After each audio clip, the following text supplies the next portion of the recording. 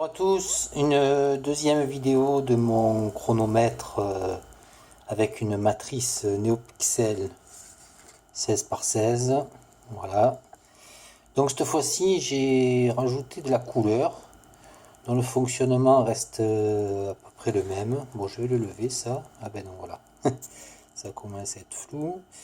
Bon, c'est pas grave. Donc, j'ai testé deux façons de faire pour les couleurs. Donc,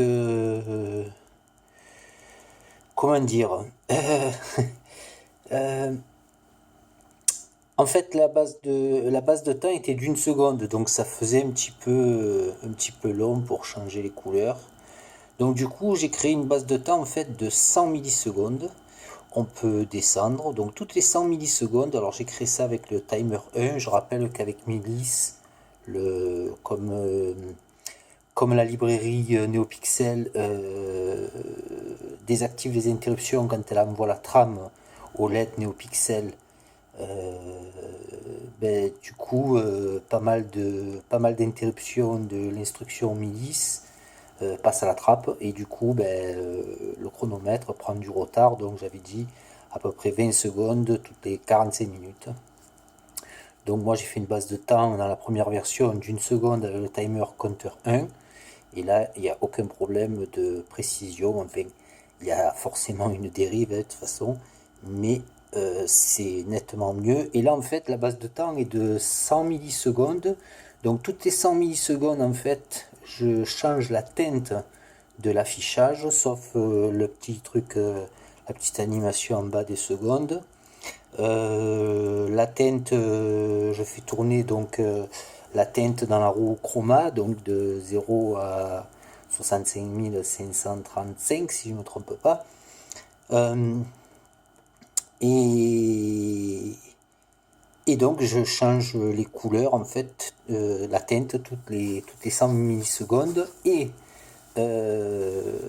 pour faire ma base de temps de 1 seconde, pour changer bien sûr la valeur du chronomètre, là j'utilise un compteur, on va dire, hein, donc il va compter 10 fois 100 millisecondes, et quand le compteur est égal à 10, du coup j'incrémente les secondes, enfin je fais l'algorithme d'un chronomètre quoi, normal.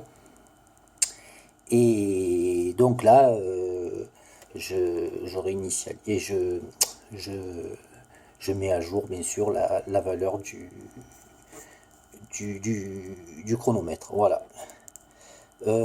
Quoi d'autre? Qu'est-ce que je voulais dire dans la première vidéo que j'avais oublié? Oui, les tableaux. Donc, les tableaux de la police de caractère, on va dire. Donc, c'est du 3 x 13.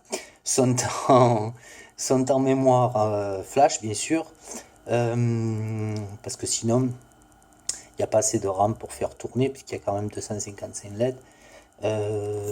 Qu'est-ce que je voulais dire aussi? Bon, j'ai oublié, c'est pas grave. Oui, en fait, après, le but, c'est de faire une horloge, bien sûr, mais toujours sur une matrice de 16-16. Donc, je sais pas encore si je vais conserver la même police. Ah ouais, certaines couleurs, ça fait flou, hein. Ou changer la police, mais bon, de toute façon, je peux pas faire mieux sur une matrice que pour afficher 4 chiffres. Je peux pas faire mieux qu'une largeur de 3 pixels pour chaque chiffre. Euh, donc je peux diminuer la hauteur, mais je peux